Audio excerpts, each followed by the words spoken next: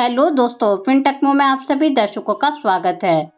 आज की इस वीडियो में हम बात करने वाले हैं भारत के बारे में। भारत सनातन राष्ट्र, संस्कृति, राष्ट्रवाद, मूलभूत विचारधारा, समृद्ध, सशक्त, आत्मनिर्भर। सनातन धर्म की व्याख्या। सनातन धर्म एक व्यापक अवधारणा है और इसकी व्याख्या विभिन्न तरीकों से की जा सकती है। यह केवल हिंदू धर्म तक सीमित नहीं है, बल्कि भारतीय उपमहाद्वीप की सभी प्राचीन धार्मिक परंपराओं को शामिल करता है। समावेशिता। सनातन राष्ट्र का विचार सभी धर्मों और समुदायों के लिए समावेशी होना चाहिए।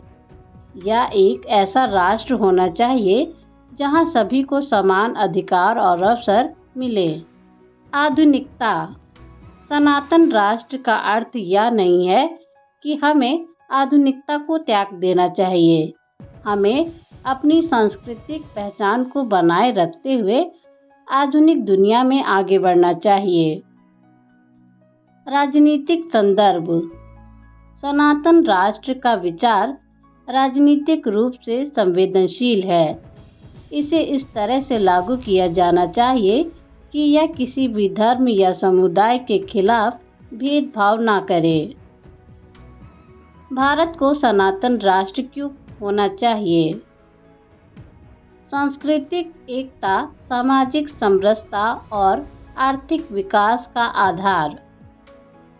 भारत, जो अपनी अद्भुत सांस्कृतिक विविधता और इतिहास के लिए जाना जाता है, को एक सनातन राष्ट्र के रूप में स्थापित करने का विचार न केवल सांस्कृतिक संरक्षण का बल्कि सामाजिक समरसता और आर्थिक विकास का भी प्रतीक है।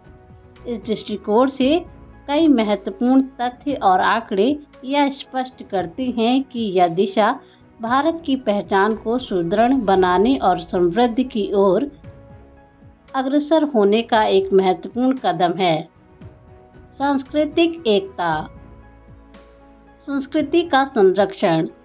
भारत की 4000 साल की समृद्ध संस्कृति में 6000 से अधिक जातियां और 1600 भाषाएं शामिल है। इसका संरक्षण अनिवार्य है ताकि अगली पीढ़ी को अपनी सांस्कृतिक धरोहर मिल सके। उदाहरण के लिए, भारतीय शास्त्रीय संगीत, नृत्य और कला के संरक्षण के प्रयास महत्वपूर्ण हैं। धार्मिक और सांस्कृतिक विविधता। भारत में हिंदू, मुसलमान, सिख और ईसाई सहित कई धर्म का सह अस्तित्व है। विभिन्न त्योहारों जैसे दिवाली, होली, ईद, बकरीद और क्रिसमस ने विभिन्न समुदायों के बीच आपसी सहयोग और भाईचारे को दर्शाया है। संस्कृति का वैश्विक प्रभाव। भारतीय संस्कृति का वैश्विक स्तर पर प्रभाव बढ़ रहा है। उदाहरण के लिए, योग को 2020 में अंतर्राष्ट्रीय योग दिवस के रूप में मान्यता मिली, जो भारतीय संस्कृति की महत्वपूर्ण पहचान है। सामाजिक समरसता। धार्मिक सहिष्णुता। 2011 की जनगणना के अनुसार भारत में हिंदू 79.8%, मुसलमान 14.2%, सिख 1.7% और ईसाई 2.3% जैसे कई धर्मों का सह अस्तित्व है। एक सनातन राष्ट्र का विचार सभी धर्मों के बीच समरसता को बढ़ावा देने में मदद कर सकता है। ऐतिहासिक उदाहरण जैसे अकबर का दीन-ए-इलाही और गांधी जी का सर्वधर्म समभाव इस सहिष्णुता को दर्शाते हैं। सर्वेक्षण के परिणाम। 2020 में किए गए एक सर्वे में 75% उत्तरदाताओं ने विभिन्न धर्मों के बीच संवाद बढ़ाने का समर्थन किया।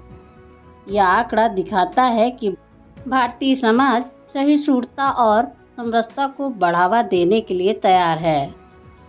आर्थिक विकास। संस्कृति आधारित पर्यटन 2023 में भारत के पर्यटन क्षेत्र ने $247.5 बिलियन का योगदान दिया, जो जीडीपी का लगभग 9.2% है। सांस्कृतिक धरोहर को बढ़ावा देने से यह और बढ़ सकता है। स्थानीय व्यवसायों को प्रोत्साहन। शिल्प और हस्तशिल्प उद्योग ने 2023 में 25,000 करोड़ रुपए की वार्षिक बिक्री की, जिससे लाखों लोगों को रोजगार मिला। मेक इन इंडिया अभियान ने 2023 में 1.5 लाख करोड़ रुपए के निर्यात में वृद्धि की।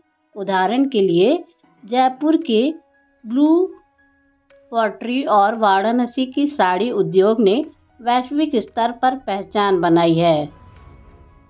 राजनीतिक स्थिरता, राष्ट्रवादी भावना। 2023 में हुए एक सर्वे में 70% लोगों ने कहा कि उन्हें अपने देश पर गर्व है।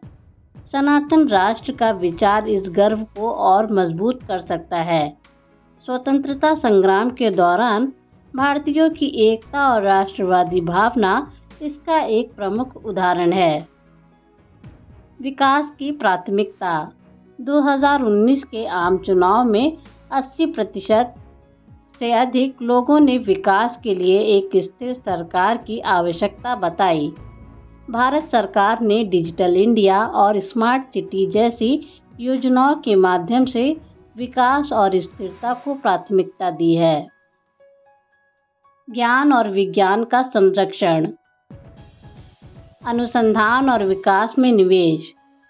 2022 से 2023 में भारत ने विज्ञान और तकनीकी अनुसंधान में 1.6 लाख करोड़ रुपए का निवेश किया, जिससे ज्ञान और विज्ञान के संरक्षण को बढ़ावा मिला। शिक्षा में सुधार। NEP 2020 राष्ट्रीय शिक्षा नीति के अंतर्गत 2025 तक 100% स्कूल नामांकन और शिक्षा प्रणाली में सुधार का लक्ष्य रखा गया है, जिससे नैतिक और सांस्कृतिक मूल्यों का समावेश होगा। उदाहरण के लिए, नई शिक्षा नीति के तहत संस्कृत और अन्य भारतीय भाषाओं को बढ़ावा दिया जा रहा है। वैश्विक दृष्टिकोण। भारत की स्थिति।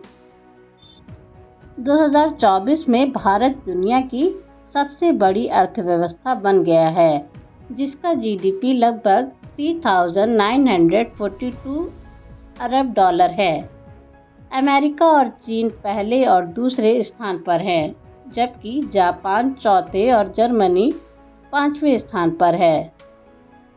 विदेशी निवेश। 2023 में भारत ने $100 बिलियन का विदेशी प्रत्यक्ष निवेश आकर्षित किया, जो इसे वैश्विक निवेशों के लिए एक संभावित बाजार बनाता है। प्रमुख विदेशी निवेशकों में गूगल, अमेज़न और वॉलमार्ट शामिल है, जिन्होंने विभिन्न क्षेत्रों में निवेश किया है। कुछ संभावित चुनौतियां। विभाजनकारी विचारधारा। कुछ लोग सनातन राष्ट्र के विचार को विभाजनकारी मान सकते हैं और इसे एक धर्म विशेष के पक्ष में इस्तेमाल करने का आरोप लगा सकते हैं। पश्चिमी प्रभाव। आधुनिक युग में पश्चिमी संस्कृति का प्रभाव बढ़ रहा है, जिसके कारण हमारी अपनी संस्कृति को बनाए रखना मुश्किल हो सकता है। अल्पसंख्यक समुदायों की चिंताएं।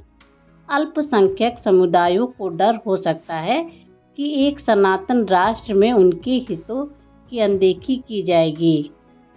निष्कर्ष। भारत को सनातन राष्ट्र बनाने का विचार न केवल सांस्कृतिक और सामाजिक समरसता को बढ़ावा देगा, बल्कि आर्थिक और राजनीतिक स्थिरता के लिए भी आवश्यक है और भारतीय पहचान को सुरक्षित करने और विकास की दिशा में एक मजबूत कदम होगा। इस प्रकार भारत को एक सनातन राष्ट्र के रूप में स्थापित करने का विचार एक समृद्ध, सशक्त और आत्मनिर्भर भारत की दिशा में अग्रसर करने का एक महत्वपूर्ण प्रयास है। अंत में मैं यह कहना चाहूँगी कि भारत की सनातन संस्कृति हमारी सबसे बड़ी ताकत है। इसे संरक्षित करना और बढ़ावा देना हम सबकी जिम्मेदारी है।